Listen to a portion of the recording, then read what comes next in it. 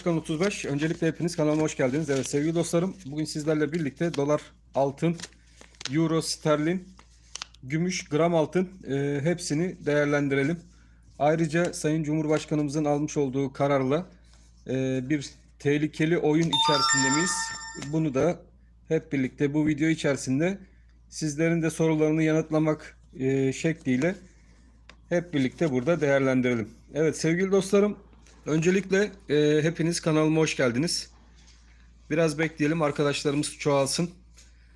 Bu arada sizler de beğen tuşunu kullanırsanız kanalımızı daha fazla arkadaşımıza ulaşmasını sağlayabilirsiniz. Sizden katkılarınızı da bekliyorum.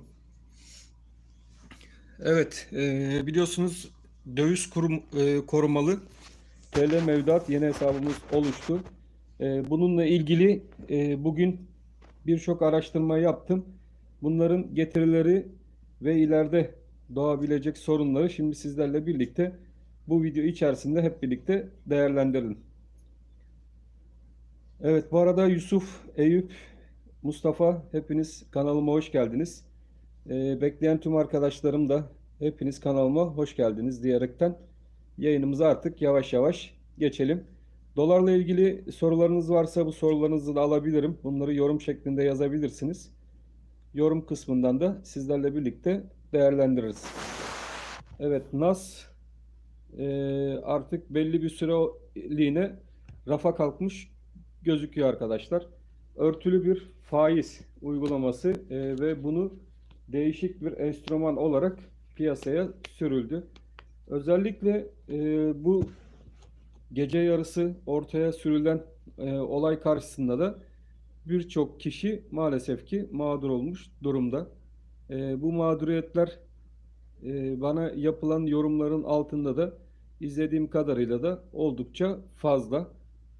Bizler bu yorumları da bu mağduriyetlerin nasıl giderebiliriz şeklindeki soruları cevabını ilerleyen günlerde bunların bu uygulanan enstrümanın biliyorsunuz arkadaşlar faiz kısmını aşan kısmı hazineden karşılanacak.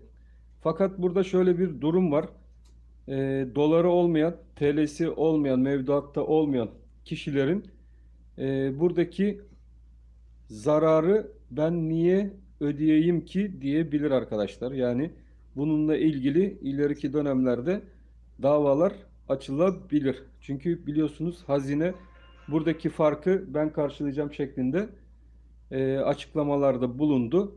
Yani şimdi ileride dolar kuru tekrardan tutulamaz ise bu vadeli paralı olanlar, parası olanlar verilen mevduat faizin üzerinde bir dolar getirisi olduğu zaman bu para hazineden karşılanacak. Şimdi e, mesela benim dolarım yok, TL'm yok.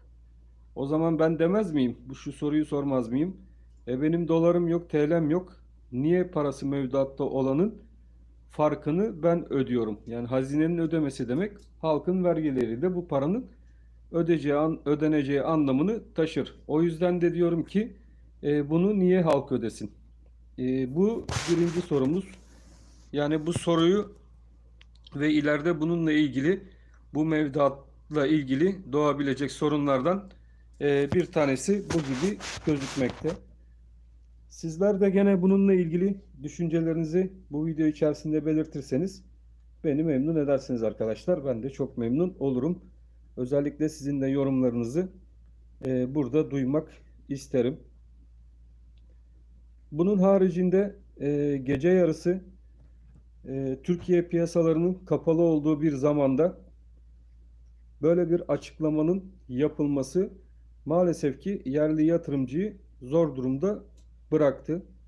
Zor durumda kalan yatırımcılar zaten gece makas ve kur farklılıklarından dolayı işlem yapamadılar. Yani birçok kişi maalesef ki elinde bulunan yatırımını TL'ye çeviremedi. Çevirmek istese dahi çeviremedi. Bu da başlı başına ayrıyetten bir sorun. Yapılan açıklamalarda gece 1 milyar dolarlık bir paranın bozdurulduğu, TL'ye çevrildiği yönünde bir açıklama geldi. Şimdi insan burada merak ediyor.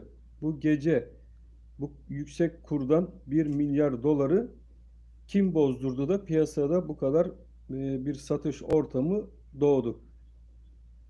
Bunun sorusu da önemli. Bu soruya gelecek cevap da önemli. Bu sorunun cevabını da hep birlikte sizlerle birlikte piyasada bugün itibariyle baktığım kadarıyla birçok kişi de merak etmekte arkadaşlar. Bakalım bu soruya ve bunun sorunun cevabına ne türden yanıtlar piyasa tarafından verilecek. Bunları da sizlerle birlikte gene hep birlikte burada takip edeceğiz. Bugün 11 liralar civarına doğru kurda aşağı yönlü hareketler yaşadık. Bu hareketler neticesinde birçoğunuz yüksek seviyelerden alımlar da yaptı. Bunların da farkındayım. Bu alımlar neticesinde çoğu arkadaşımız da maalesef ki şu an itibariyle oldukça zararda gibi gözükmekteler. Bazı arkadaşlar dolar alan, elinde dolar tutan arkadaşlarla ilgili kötü yorumlar yazıyorlar. Bu arkadaşlara tavsiyem kimsenin parasıyla, kimsenin yatırımlarıyla dalga geçmemeleri. Bunlar sonuçta kendileri kazanıp kendileri yapmışlar. Buna kimsenin yasal sınırlar içerisinde yaptıkları yatırıma müdahil olması ve böyle kötü sözler, kötü yorumlar yapması hiç de hoş değil. O yüzden herkes yaptığı yorumlarda dikkatli olsun diyorum arkadaşlar. Evet, dolar kuruyla başlayalım. Dolar kuruyla ilgili bizlerin takip etmesi gereken önemli seviyeler hangi bölgelerden geçiyor? Sizlerle birlikte bunu gene burada teknik analiz yöntemini kullanaraktan da bulmaya çalışalım. Evet, Bayram Kocagöz hoş geldin. Selman Aslan hoş geldin. Mart'ta FED faiziyle hareketlenme olur artık demiş Litrakon. Evet arkadaşlar, şimdi önümüzde bir Mart. Biliyorsunuz Fed'in açıklamaları var. Fed'in faiz arttırımları var. 2022 yılı içerisinde gene Fed dolarda özellikle faiz arttırımına gideceğini, yani piyasaya saldığı yüksek miktarda bastığı paraları geri çekeceğini, bunu da faiz arttırma yoluyla yapacağını zaten açıkladı. Bunu hep birlikte biz de izledik. Dolar TL kuru aşağılara, daha aşağılara çekilebilir mi? Bunun ben daha fazla aşağılara gideceği yönünde bir öngörüm henüz oluşmadı arkadaşlar. Yani bugünkü gördüğümüz seviyeler dolar TL'nin buralarda oyalanabileceği, yani 11 lirayla 13 üzeri bir rakam, 13 civarlarında dolar TL kurunun bir müddet hareket edeceği yönündeki düşüncem devam ediyor arkadaşlar. Yani 11-13 aralığında bir dolar TL kuru beklentilerim var.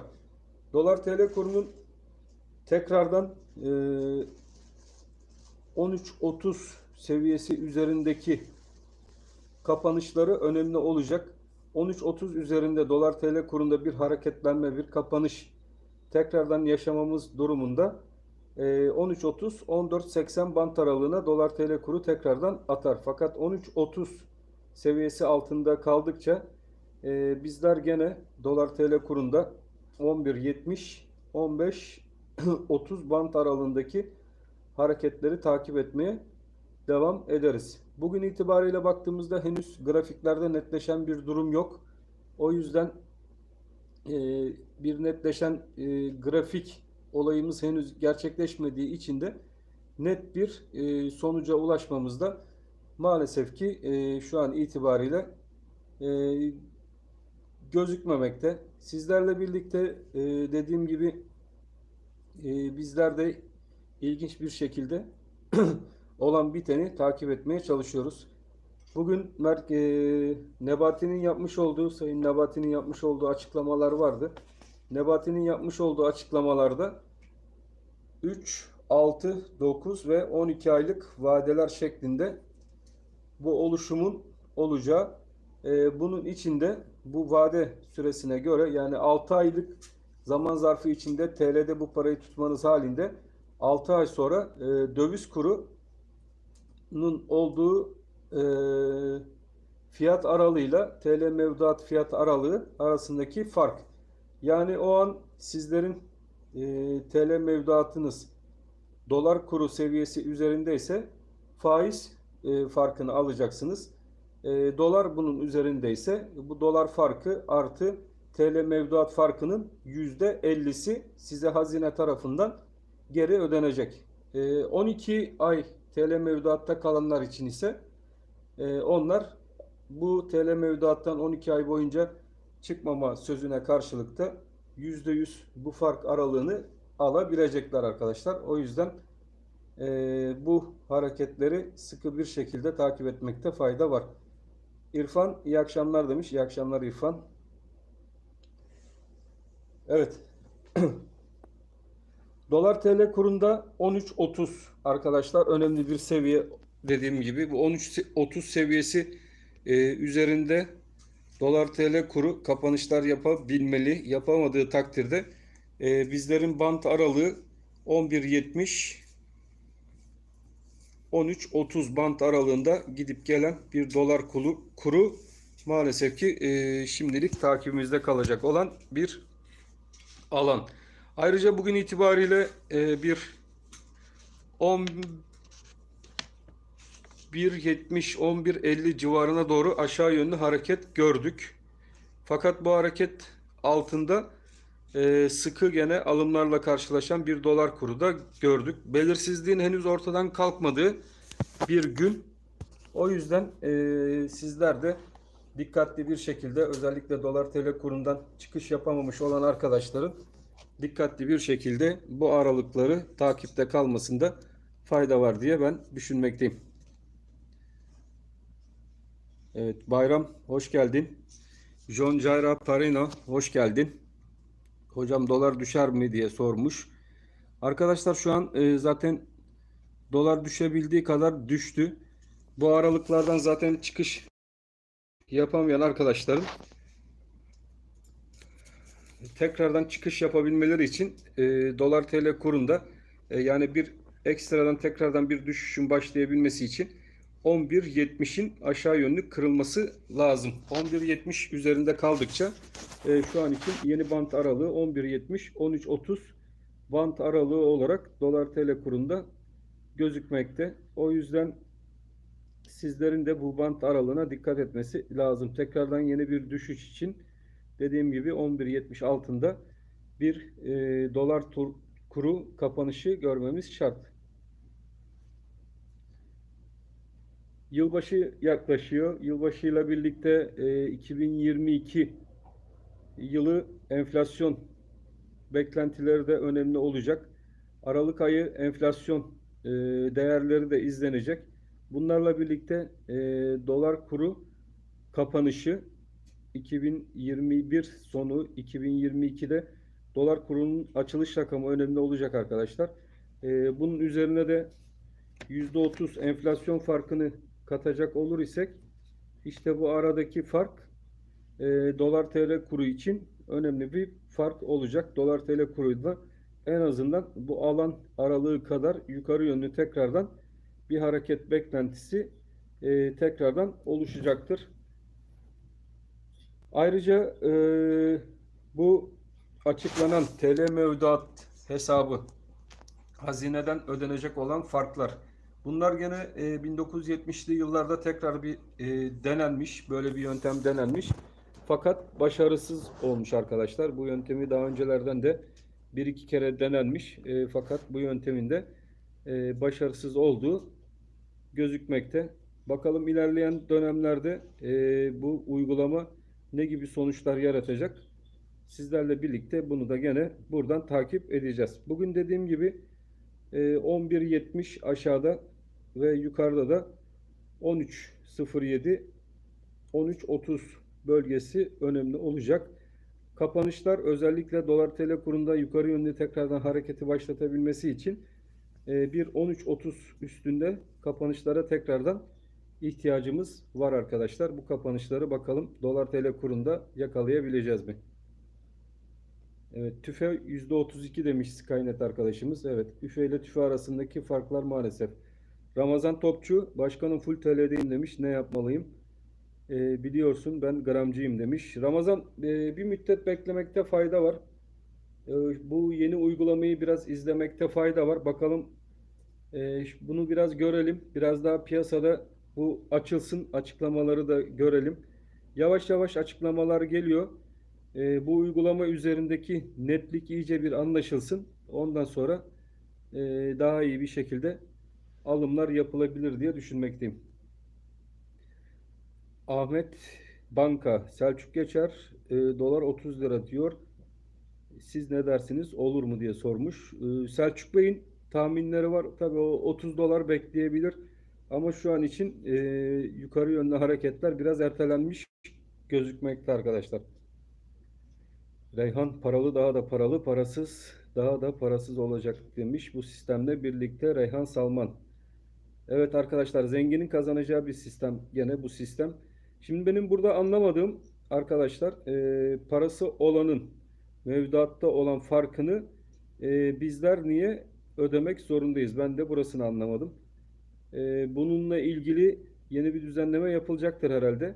Bunu verecekse bankaların kendi vermesi.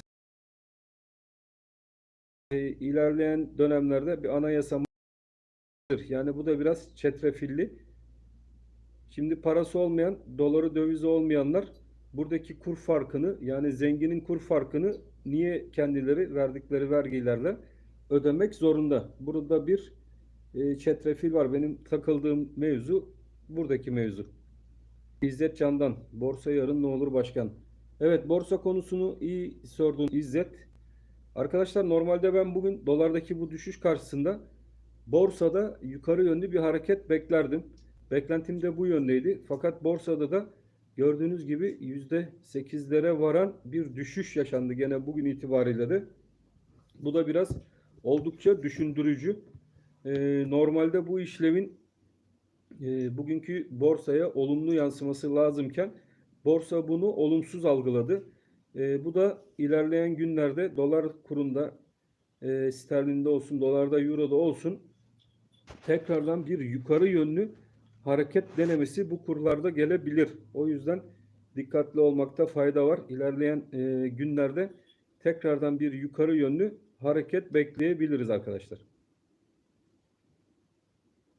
Al sata ne zaman döneriz demiş. Evet, piyasalar biraz normalleşsin. Bugünkü kapanışları da görelim. Yeni çalışmalarımızı yapalım arkadaşlar. Ona göre tekrardan e, normal grafik çalışmalarımızda fiyatlara geri döneriz. Çıkış yapamayan, zararda olan arkadaşlar üzülmesinler.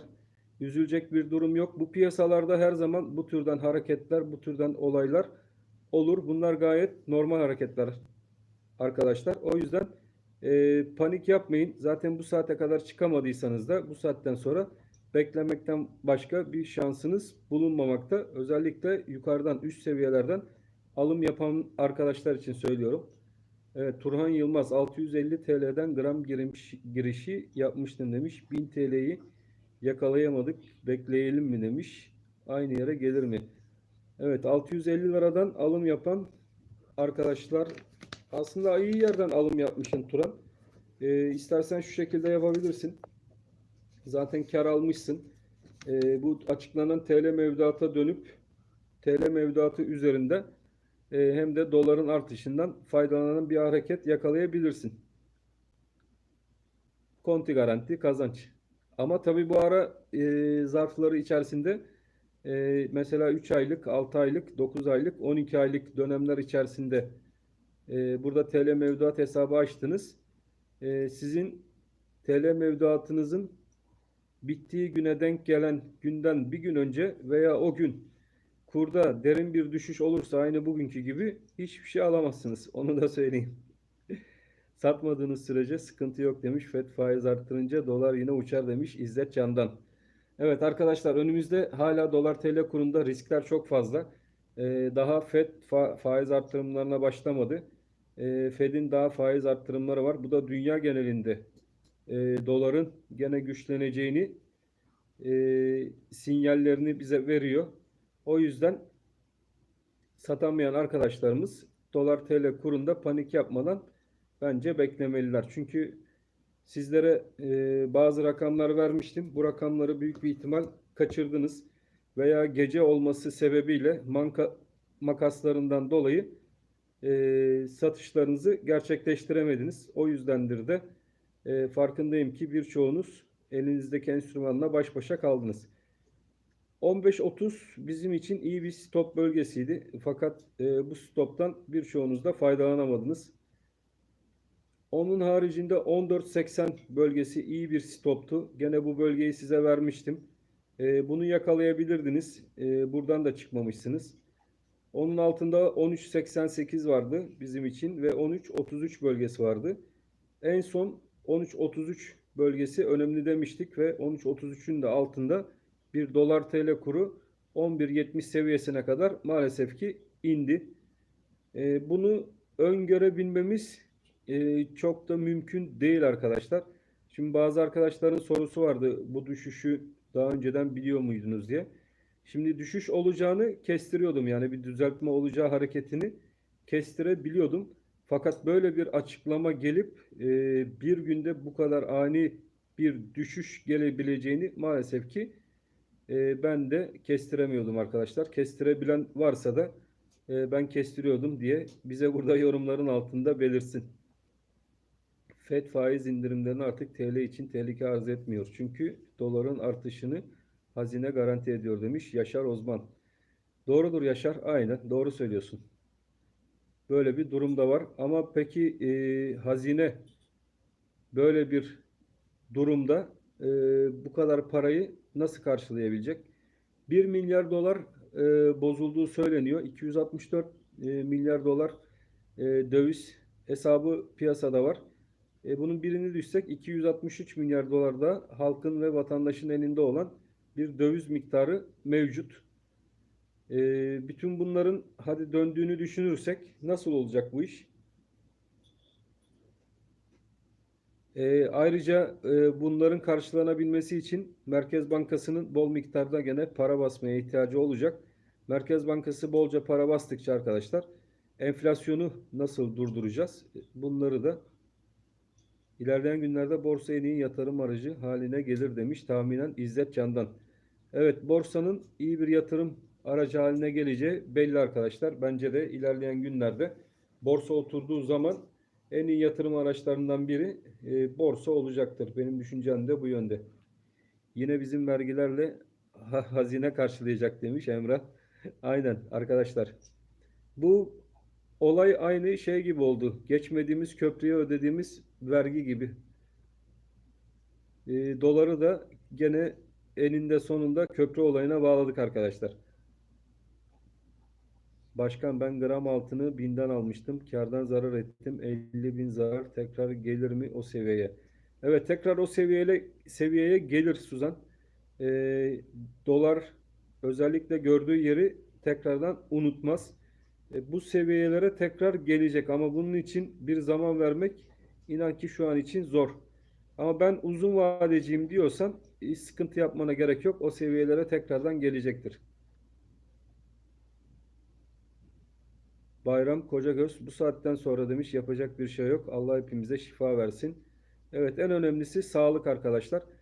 Finansal piyasalarda her şey yerine gelir. Hiç kimse sıkıntı yapmasın. Yarın 13.70 gel gel yaparlar demiş. Abdullah Aktaş. 17'de Nurullah Alkan 17'de yüklü dolar aldım. Arkadaşlar bakın bununla ilgili bir video veya iki video önce sizlere bir şey konusunda uyarmıştım. Özellikle dedim ki psikolojiniz el vermiyorsa yani bir enstrümanla vedalaşamıyorsanız bu yüksek seviyelerden kesinlikle hiç herhangi bir şey almayın şeklinde.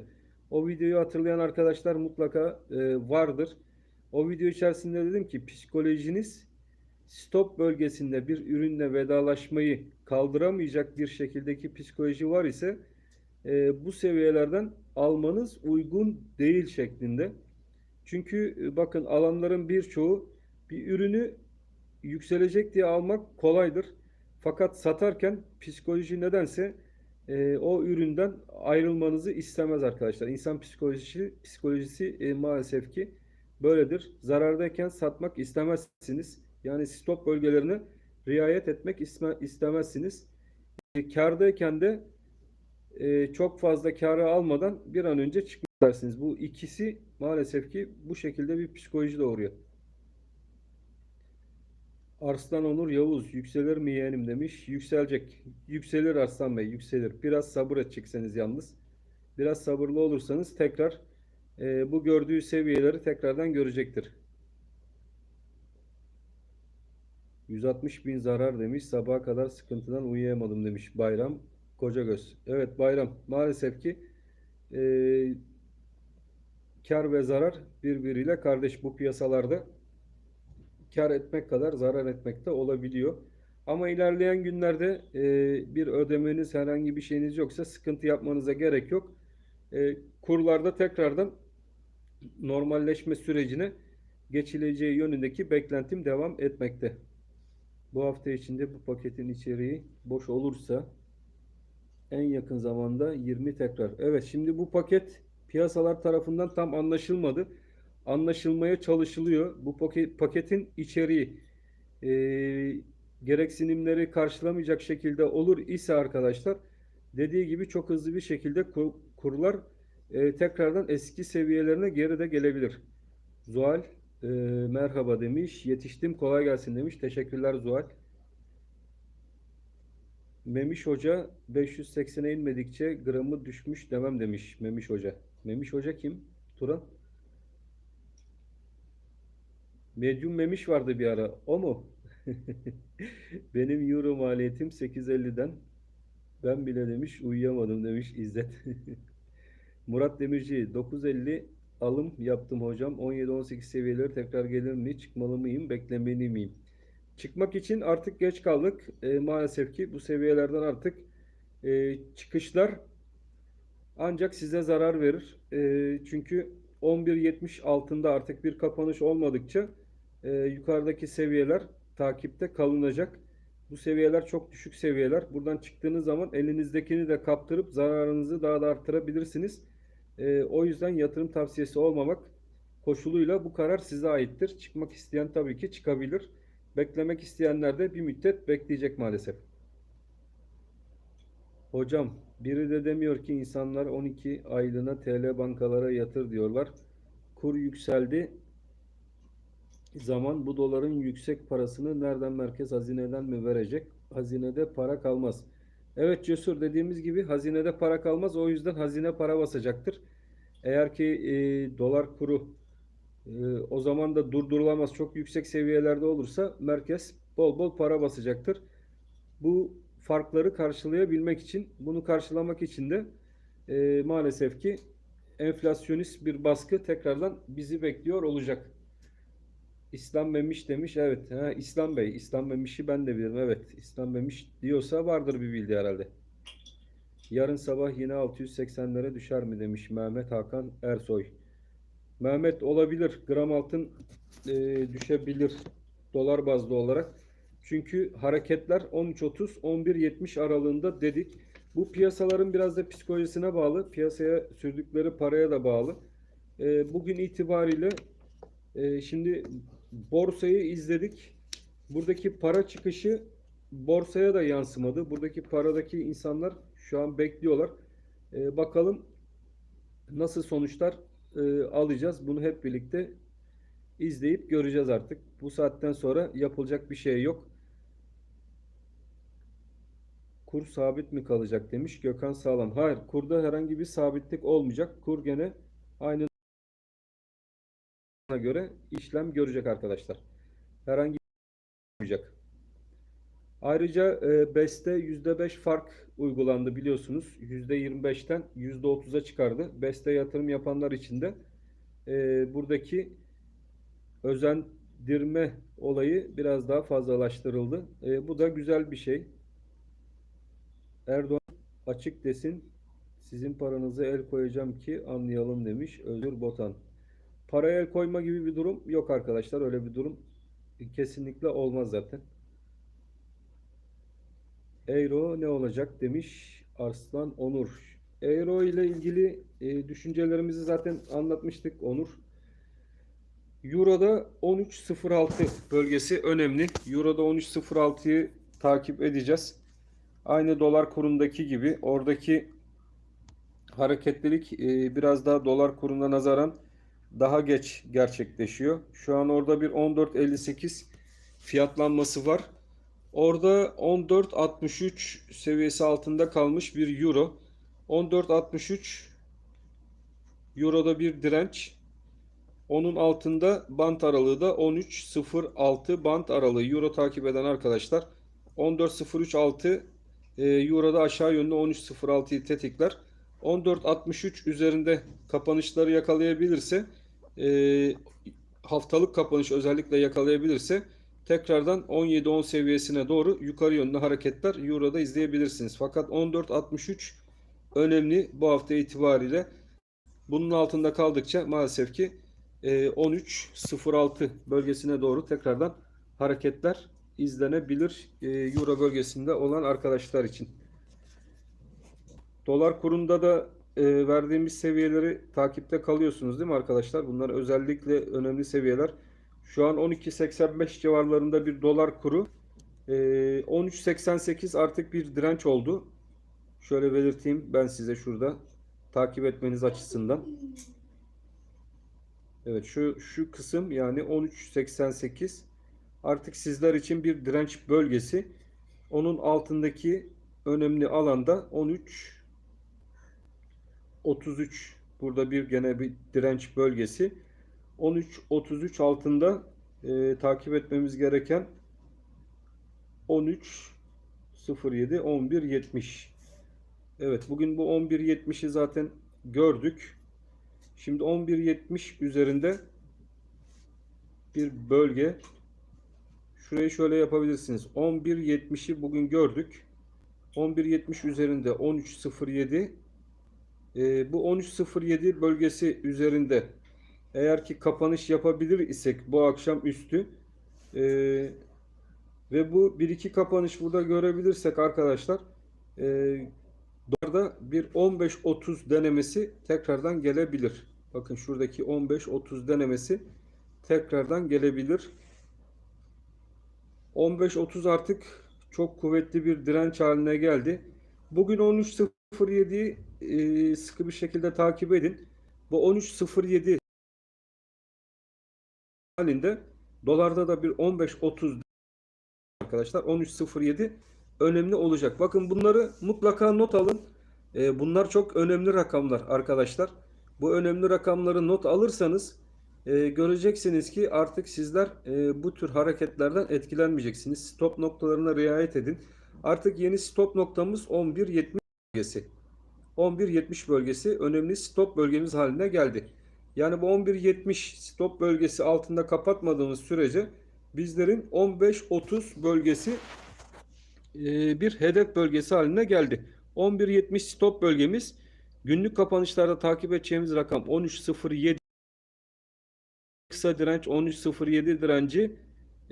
Burada kapatmayı başarır isek de bizlere bir 15.30 yolu açılabilir arkadaşlar.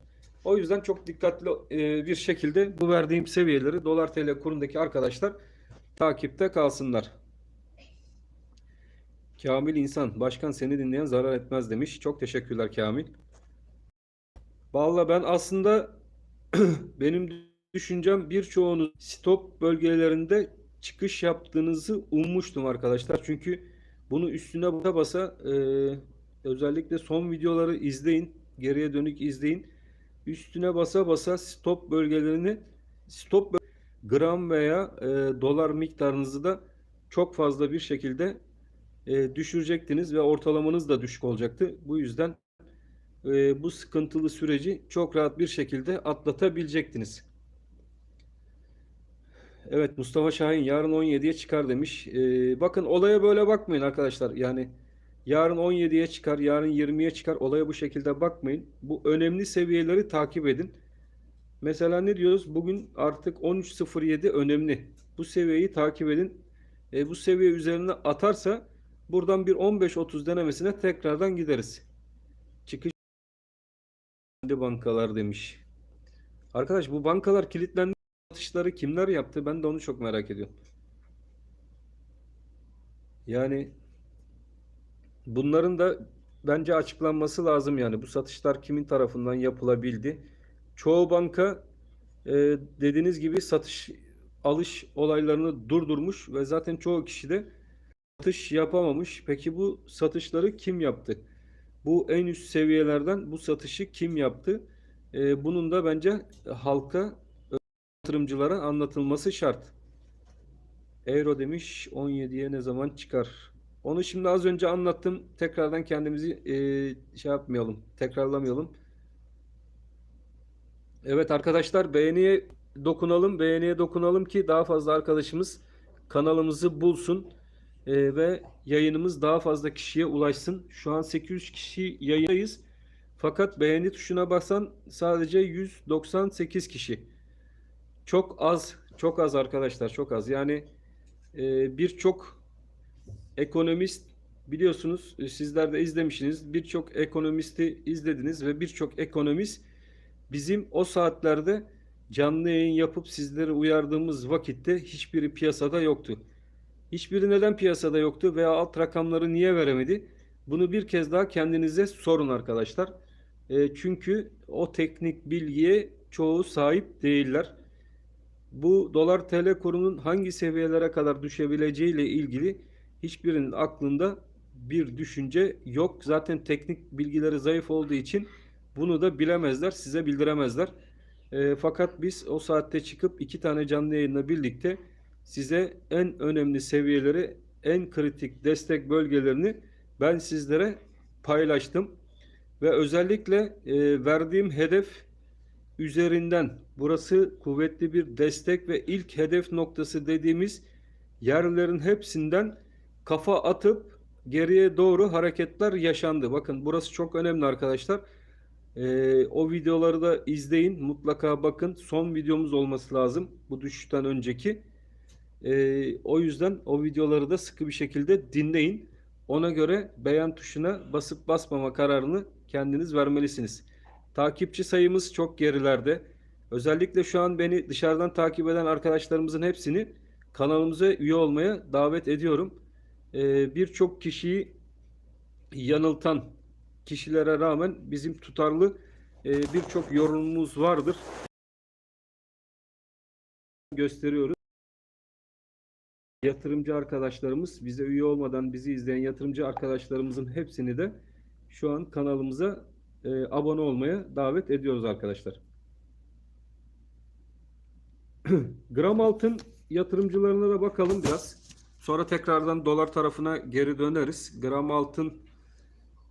Gram altındaki an 739 740 TL civarı gram altın. Gram altında takip ettiğimiz seviyeler gene onlar da noktasal olarak çalıştı. Hedef bölgelerimiz mevcuttu. Bu ilk hedef bölgesinde zaten dolar TL kuruyla birlikte oraya bir kafa atma olayı gram altında gerçekleşti. Şimdi gram altında 881 bölgesi artık bizim için bir direnç bölgesi haline geldi arkadaşlar. 881 bir direnç bölgesi haline gelmiş. Gram altın gözlemledik. Bu tepeyi 881 direnç bölgesi olarak işaretleyecek olursak geri çekilmelerde bizler için 746, evet burayı zaten vermiştim ben size. Şu an 746 altında, gram altında da hareket. Tekrardan 881 bölgesine gidebilmesi için bugün de gram altında bir 746 üzerinde maalesef ki kapanışlar görmemiz şart. Bu kapanışlar gelmediği sürece gram altının da 662 TL civarına doğru geri hareketler yapma olasılığı oldukça yüksek arkadaşlar. Bakın şuradaki 662 TL'yi dikkatli bir şekilde takip edin. Kapanışlarda 746 artık kuvvetli bir direnç olmuş gibi gözükmekte. Bunun altında gelen her kapanış aşağıda gram altında da 662 TL civarını maalesef ki zorlayacak bir gram altın görüntüsü bizlere veriyor. Tekrardan bir olumlu seyir alabilmemiz için bu hafta itibariyle mutlaka 746 TL üzerinde kapanışlar görmemiz şart. görememiz durumunda dediğim gibi gram altında 662 TL'ler bunlar maalesef ki gelebilecek en yakın seviyeler şeklinde takip edilmeli. Evet sevgili dostlarım, chatimiz de açıldı. Chatten de katkılarınızı sunabilirsiniz Süper Chat üzerinden. Buradan stickerları da kullanabilirsiniz. Ayrıca katıl butonumuzdan kanalımıza katılıp katkılarınızı da sunabilirsiniz. Evet Turan, maalesef değil mi? Yükselişler yükselişler öyledir. Bu insan psikolojisi, yatırım psikolojisi böyledir arkadaşlar maalesef. Devamlı yukarı yönlü kar edeceğim, kar edeceğim, daha fazla kar edeceğim. Olayı maalesef ki Skynet T800 1967 ve 1974'te denenen bu model uzun vadede başarısız olmuştur. Sermayesini kenarda tutan ve büyüten zarar etmeyecektir. Aynı yerde iki kez yanılmaz. Evet, ben de okudum bunu. Başarısız olduğunu bu sistemin ben de daha önce okudum arkadaşlar. O yüzden dikkatli olun. Tekrardan piyasa bu olayı biraz bir sindirsin. Piyasa bu olayı sindirdikten sonra tekrardan yukarı yönlü, eğer beğenmezse bu olayı, tekrardan yukarı yönlü hareketler başlayabilir. Özellikle burada piyasa oyuncularını rahatsız edecek durum, vadesinden önce bu parayı bozar ise çok cüzi miktarda arkadaşlar şeyi bozuluyor, yani bu kar marjından hiçbir şekilde faydalanamıyor. Bu kısım düşünüldüğünde kur tarafının ve altın yatırımın hala cazipliğini koruduğu düşünülebilir. Çünkü orada öyle bir sıkıntınız yok. Her an bozabilir. O anki kar marjını alır tekrar cebinize koyabilirsiniz. Şu an 12.70 oldu demiş. Evet, şu an dolar TL kuru evet 12.70'lerde arkadaşlar. Dolar TL kurundaki 12.70. Evet 12.70. 13.07 bizler için beklenen rakam 13.07. Bunun üzerinde kapanışlar gelir ise burada artık tekrardan bir yukarı yönlü 15.30 denemesine doğru dolar TL kurunda yukarı hareketler tekrardan yaşayabiliriz. Bakalım dolar TL kuru bir 13.07 direncini yukarı yönlü kırıp burada bir kapanış yapabilecek mi? Bu çok önemli olacak. Kısada bunu takip edeceksiniz arkadaşlar. Altın 1000 lirayı tekrardan ne zaman görür? Ahmet Avaz. Ahmet, zaman vermek çok yanlış. Zaman verebilmek için öncelikle kuvvetli direnç bölgelerini tekrardan yukarı geçilmesi şart. Bunları geçilmediği müddetçe böyle bir rakam vermek uygun değil. 12.49. Evet. Oynaklık çok fazla görüyorsunuz arkadaşlar. Kurlar devamlı oynak. Ferde 12.49 oldu demiş. Evet Ferde 12.49'dayız şu an. 1.12.70, 1.12.49. Arada 20 kuruş, 50 kuruş, 100 kuruş. Çok fazla farklılıklar var. Bunlar da işte iyi değil arkadaşlar gerçekten. Sercan Aksu, üzgünüm Sercan. Mahvoldum demiş. Başkan dinledim, mahvoldum demiş Sercan Aksu. Sercan, onu sen bir kere geçeceksin be kardeşim. Sen trollsün galiba. Evet, onu sen bir kere geçeceksin. Sen de bir kere benim sayemde çok fazla kazanmışsındır eminim de. Onu da sen bir geri versen. Ne faydanı gördük ki böyle bir tane yorum yazıyorsun.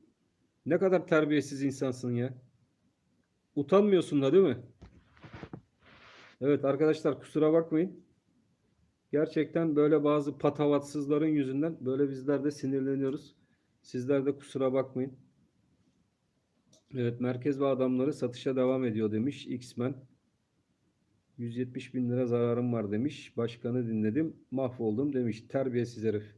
Seni engelleyeyim de sen git bir daha beni dinleme. Sercan. Evet. Arkadaşlar, böyle saygısızlara da burada yorum yazıp haddini bildirmenizde fayda var diye düşünüyorum. Bunlar ortalığı çok boş buldular. Bizler yorumları kapatmıyorsak sizlere olan saygımızdandır.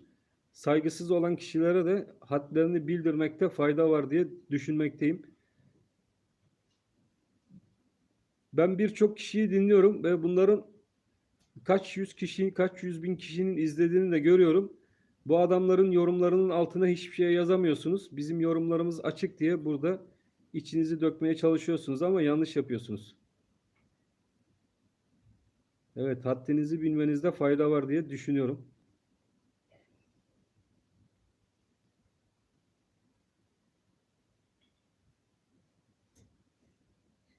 Evet arkadaşlar, artık burada yayınımızı keselim. Ben hepinizi çok seviyorum. Hepiniz Allah'a emanet olun. Kendinize iyi bakın. Hoşça kalın arkadaşlar.